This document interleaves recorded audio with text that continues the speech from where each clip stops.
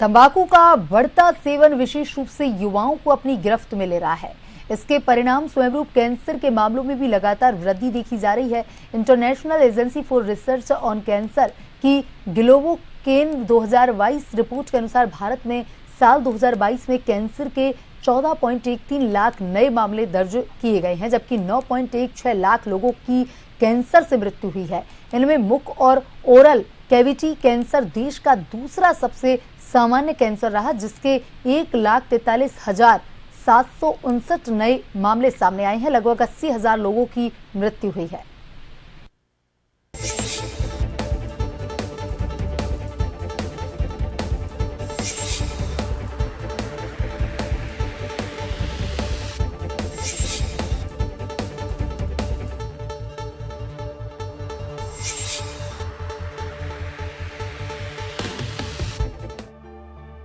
तंबाकू केवल मुख कैंसर ही नहीं, बल्कि फेफड़े, गला, भोजन नली, स्वर यंत्र, मूत्राशय और अन्य कई प्रकार के कैंसर का प्रमुख कारण है।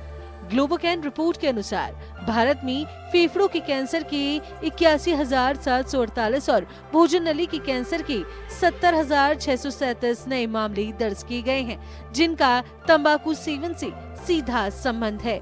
लगभग 1/3 कैंसर मामलों को केवल तंबाकू से दूरी बनाकर रोका जा सकता है।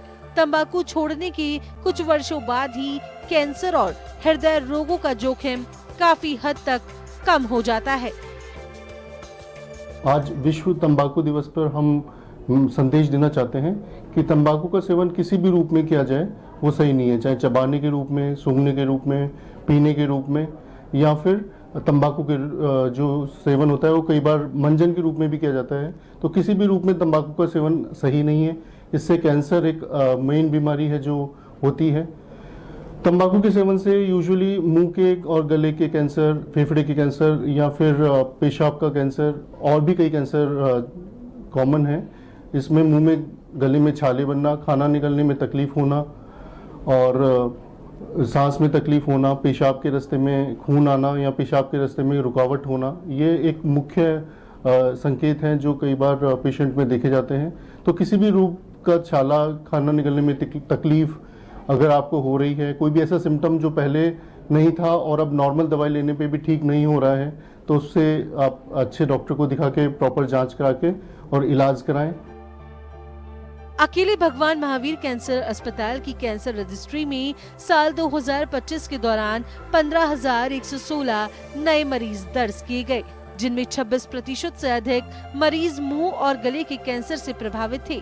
कैंसर रजिस्ट्री के ये आंकड़े राजस्थान में कैंसर के बदलते स्वरूप और तंबाकू से जुड़े कैंसरों के बढ़ते बोझ को दर्शाते हैं।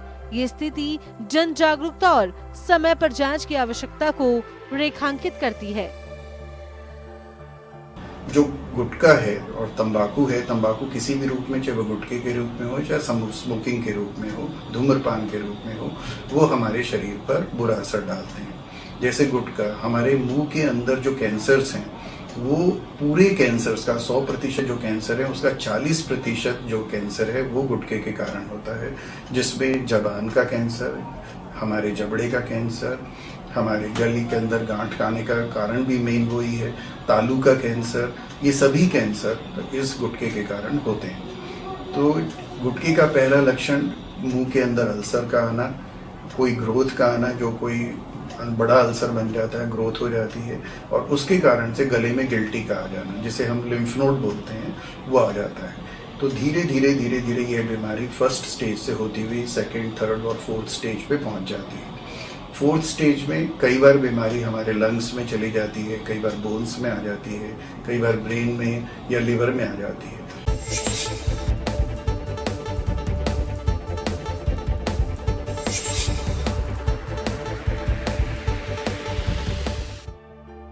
साल 2019 में ओरल कैंसर का सफल उपचार करवाकर स्वस्थ जीवन जी रहे नंदराम जाट ने लोगों से तंबाकू और उससे जुड़ी सभी प्रकार के नशों से दूर रहने की अपील की है। उन्होंने कहा कि यदि तंबाकू की वजह से कैंसर हो भी जाए तो घबराने के बजाय समय पर उपचार शुरू करना चाहिए। सही समय पर इलाज से कैंसर को हराया जा सकता है। आज मैं पूरी तरह से स्वस्थ हूँ और सभी लोगों से स्वस्थ जीवन शैली अपनाने, तंबाकू और निकोटिन उत्पादों से दूर रहने का आग्रह करता हूँ। बीड़ी, सिगरेट, गुटखा इनसे दूर रहें, शराब से भी दूर रहें और अपना इलाज करवाते रहें। मेरा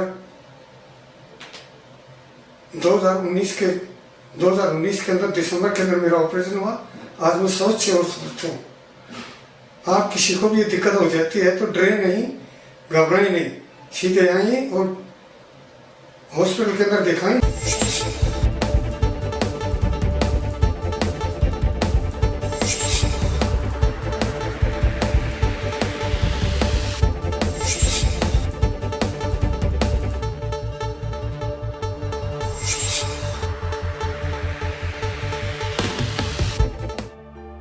गुटखा, खैनी और अन्य धुएं रहित तंबाकू उत्पादों को सेवन करने वालों में मुंह के कैंसर का खतरा सबसे अधिक होता है। मुंह कम खुलना, बार बार छाले होना, आवाज में बदलाव, लगातार खांसी तथा बिना कारण वजन कम होना इसके प्रमुख लक्षण हैं। पैसिव स्मोकिंग भी कैंसर का खतरा बढ़ाती है। यदि परिवार का एक सदस्य धूम्रपान करता है तो उसका धुआं अन्य सदस्यों के स्वास्थ्य को भी गंभीर रूप से प्रभावित कर सकता है। सुदर्शन सिंह शेखावत, जन टीवी, जयपुर।